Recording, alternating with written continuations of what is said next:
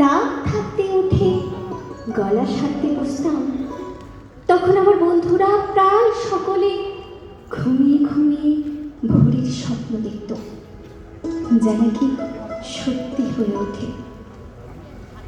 আমি তান সারগামের ওঠা পড়ায় বুঁদ হয়ে থাকতাম, তখন স্বপ্নটপ্ন দেখা হতো না। কেবল দুপুরে টিফিনের সময় স্কুলের পাশে বয়ে যাওয়া একলা নদীটির কাছে গিয়ে দাঁড়াতাম আর বলতাম, দেখিস একদিন তোর মতো আমিও যাব, নানা দেশ, নানা মানুষ আর নানা অচেনা জগতে। দেখিস একদিন ঠিক যাব।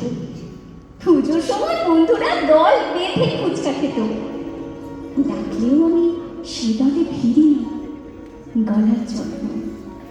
উঁচু ক্লাসে যখন অনেকের বই খাতার ভাঁজে সিনেমার ছবি, তখন আমার ব্যাকরণ খাতার পেছন মলাতে দরবারের নতুন গান লেখা। আমার গান আমার হাত ধরে নিয়ে যাচ্ছিল অন্য পথে, অনেক দূর থেকে দেখা যাচ্ছিল অন্য আকাশ, অন্য আলো, অন্য রং।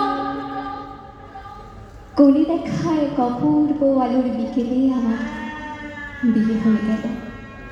সানাই, রবি বেনারসি, রজনীগন্ধা। ফুলসজ্জা রাতে বিসমিল্লা সাহেবের সানাই বাজছিল জয় জয় লাগে।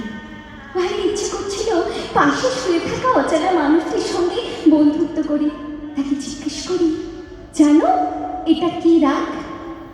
লজ্জায় জিজ্ঞাসা করা হয়নি। অনেক দিন পর যখন গান আমার হাত ছেড়ে দিয়ে একা ফেলে চলে গেছে দূরে, তখন একদিন মানুষটি বলেছিল, তুমি খুব ভালো গান গাইতে পারতে, গাও না কেন?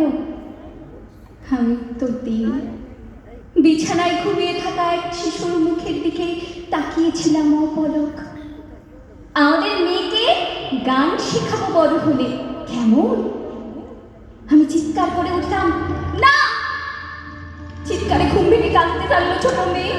চিৎকারে অবাক হয়ে থমকে রইল আমার স্বামীর চোখ। আমি খুব নিচু স্বরে বললাম, না, ও সেলাই শিখবে, রান্না শিখবে, ঘর মোছা, বাসন মাজা শিখবে, মার্কেটিং করতে শিখবে, জানলায় পর্দা লাগাই করবে, অসুখের সেবা করতে শিখবে। না, গান শিখবে না। গান তো টেপ রেকর্ডারেই পাওয়া যাবে। নমস্কার।